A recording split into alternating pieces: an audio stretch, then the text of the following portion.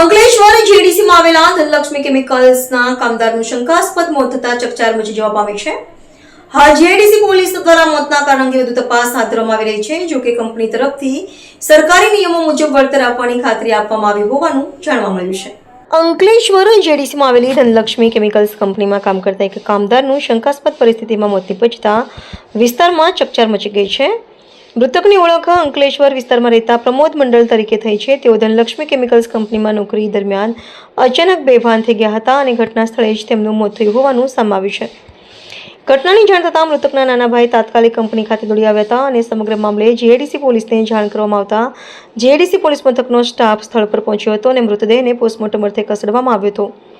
હાલ પોલીસ દ્વારા મોતના કારણ અંગે વધુ તપાસ હાથ ધરવામાં આવી રહી છે। બીજી તરફ મૃતકના પરિવારજનોએ આ ઘટનામાં ન્યાયની માંગ સાથે 30 લાખ રૂપિયાનું વળતર માંગ્યું છે। જો કે કંપની તરફથી સરકારી નિયમો મુજબ વળતર આપવાની ખાતરી આપવામાં આવી હોવાનું જાણવા મળ્યું છે। પોલીસ તપાસ પૂર્ણ થયા બાદ જ મોતનું સાચું કારણ સામે આવશે। ममता देवी। क्या हुआ है?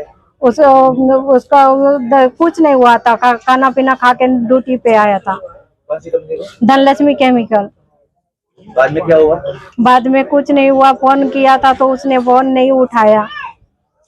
मेरे को फोन किया था तो मैं की कंपनी पहुंच गया अच्छे तरह से।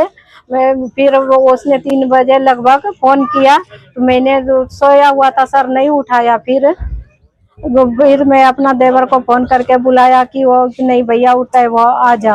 तो वो गया तो देखने के लिए तो वो नहीं हिल रहा था, तो मैं गए तो आ गए। अभी आपकी मांग क्या है? मेरा मांग है कि 30 लाख रुपया दे कंपनी वाले। મારું ધનલક્ષ્મી કેમિકલની આજની રાતે મારે ત્યાં માણસનું એનું નેચરલ ડેથ થયેલું છે। તો એમને હોસ્પિટલનું કામ અને એનું હોસ્પિટલનું કામ ને બધું પરિપૂર્ણ કર્યું છે અને એના જે ગવર્મેન્ટથી જે એને સહાય મળતી એ બધી સહાય એને મળશે અને અમે અમારા તરફથી અમારી કંપની તરફથી એમને અમે શું કહેવાય વળતર એને આપેલું છે અને એમના ફેમિલી અને એમના ભાઈઓ સાથે આ ચર્ચા થઈ ગયેલી છે અને અમે એને વળતર એને આપી દઈશું। સુખદ રીતે અમે આપી દઈશું। AB48 ન્યૂઝ ગુજરાત સાથે ધર્મેશ રાણા, અંકલેશ્વર।